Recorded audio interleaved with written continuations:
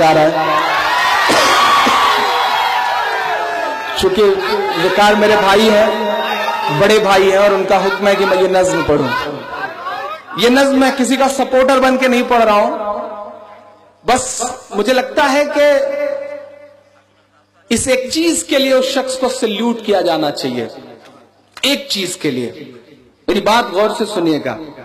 मैं जिस माशरे में पला बढ़ा हूं, जिस जगह मेरी परवरिश हुई है, मुझे याद है मैं 7वीं और 8वीं में पढ़ा करता था, तो मेरे चौराहे पर लाउड स्पीकर में साध्वी रितंभरा, उमा भारती, विनय कटियार और अशोक सिंघल की तकरीरें लाउड स्पीकर पर बजा करती थीं। मैं उन तकरीरों को सुन सुन के बड़ा हुआ हूं। लेकिन शुक्रिया अकबरुद्दीन का, जिन्होंने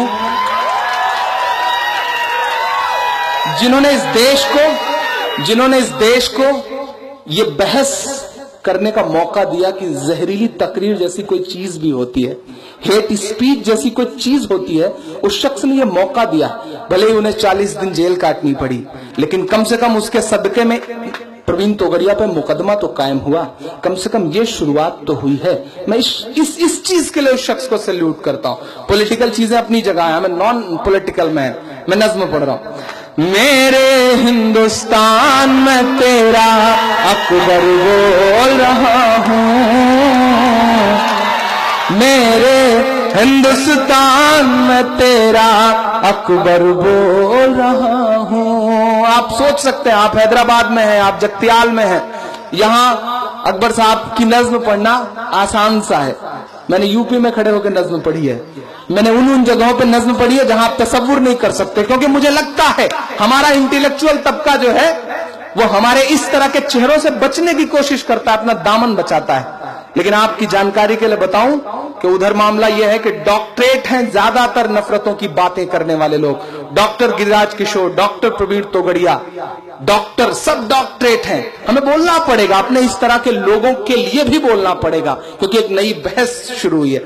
मेरे हिंदुस्तान में तेरा अकबर बोल रहा हूं, मेरे हिंदुस्तान में तेरा अकबर बोल रहा हूं। शीशे जैसे दिल को करके पत्थर बोल रहा हूं, मेरे हिंदुस्तान में तेरा अकबर बोल रहा हूं, मेरे हिंदुस्तान में तेरा अकबर बोल रहा हूं। पहला बंद पढ़ता हूं इस नज़्म का कि तेरे प्यारे शहर हैदराबाद का बेटा हूं मैं, तेरे प्यारे शहर हैदराबाद का बेटा हूं। मैंने सुना है आप अगला नाम जो आने जा रहा है उनसे, उनके लिए आपके दिल में बड़ा एहतराम है, बड़ी मोहब्बत है। मैं देखता हूं कि कितनी मोहब्बत है। आपकी जो दुआएं मिले वो विकार साहब तक जाए, क्योंकि ये नज्म पढ़वाने का और मुझे बुलाने की पूरी क्रेडिट उनको जाती है। मैं उनका भी शुक्रिया अदा कर रहा हूं कि आपसे उन्होंने मुलाकात करवाई है। मैं पढ़ता हूं बंद कि तेरे प्यारे शहर हैदराबाद का बेटा हूं मैं, सालारे मिल्लत जैसे फौलाद का बेटा हूं मैं, सालारे मिल्लत जैसे फौलाद का बेटा हूं मैं। तेरे प्यारे शहर हैदराबाद का बेटा हूं मैं, सालारे मिल्लत जैसे फौलाद का बेटा हूं मैं। दुनिया मुझको ये कहती है इनकलाब है अकबर, दुनिया मुझको ये कहती है इनकलाब है अकबर, जाने कितने तोगड़ियाओं का जवाब है अकबर, जाने कितने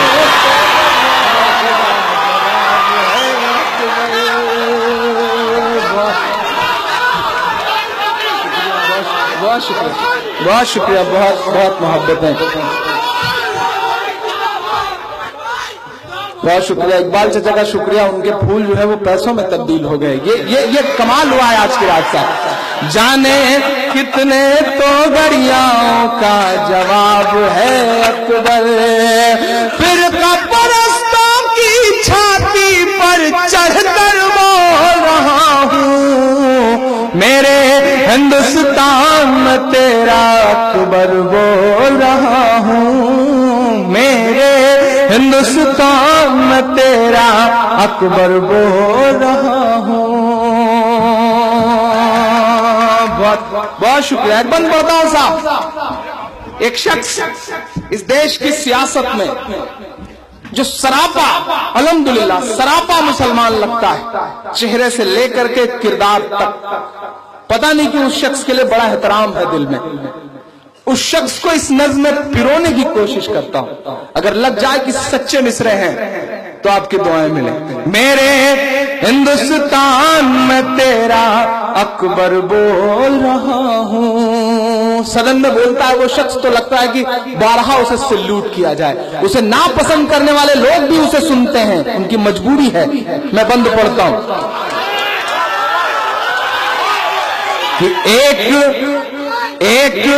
फरिश्ते जैसे भाई का साया है मुझ पर, एक फरिश्ते जैसे भाई का साया है मुझ पर, एक फरिश्ते जैसे भाई का साया है मुझ पर, लाखों माँ बहनों की दुआ का सरमाया है मुझ पर, लाखों माँ बहनों की दुआ का सरमाया है मुझ पर, एक फरिश्ते जैसे भाई का साया है मुझ पर। जिन लोगों ने मुझे मिटा देने की साजिश की है, अब एक शख्स की दुआएं मिले मुझे साहब। जिन लोगों ने मुझे मिटा देने की साजिश की है, उन्हें बता दो यार मौत ने मेरी परवरिश की है, उन्हें बता दो यार मौत ने मेरी परवरिश की है, उन्हें बता दो यार मौत ने मेरी परवरिश की है। तन्हा हो करके भी बनकर लश्कर बोल रहा हूँ, मेरे हिंदुस्तान में तेरा अकबर बोल रहा हूँ, मेरे हिंदुस्तान में तेरा अकबर बोल रहा हूँ। एक बंद पढ़ता हूँ साहब, मुझे पता है मैं ये बंद तलवार की नोक पर खड़ा होकर पढ़ रहा हूँ कि वो जो अपनी छत पे तिरंगा तलक नहीं फहराते, इस देश में राष्ट्रवाद की बातें करने वाला सबसे बड़ा संगठन तिरंगे को नहीं मानता है। आजादी के बाद से उसने आज तक अपने मुख्यालय पे तिरंगा नहीं फहराया है। मैं बंद पढ़ता हूं कि वो जो अपनी छत पे तिरंगा तलक नहीं फहराते, वो मेरे ऊपर गद्दारी का इल्जाम लगाते, वो मेरे ऊपर गद्दारी का इल्जाम लगाते, वो जो अपनी छत पे तिरंगा तलक नहीं फहराते, वो मेरे ऊपर गद्दारी का इल्जाम लगाते। सच बोल रहा है इमरान। मेरी शायरी कैसी है मैं जानता हूं। मुझसे कहा गया कि इमरान साहब जो आप पढ़ते हो ये मरने के बाद किताबों में कहीं नहीं पढ़ाया जाएगा, जो पढ़ते हो इसे अदब में कहीं कोई जगह नहीं मिलेगी। तब मैंने बड़ी हिम्मत से कहा कि मुझे लोगों के दिल में जगह मिल चुकी है, मुझे और कहीं जगह चाहिए भी नहीं। मेरी हिम्मत के लिए मेरा साथ दीजिएगा। इस सदी का बहुत कड़वा सच है ये। वो जो अपनी छत पे तिरंगा तलक नहीं फहराते, वो मेरे ऊपर गद्दारी का इल्जाम लगाते।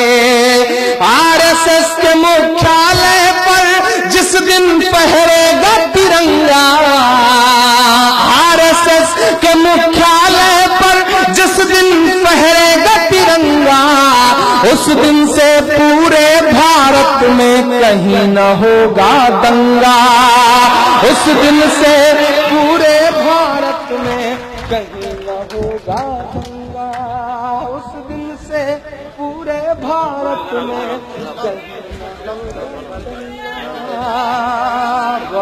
बहुत शुक्रिया, बहुत शुक्रिया। अकबर भाई, इमरान भाई।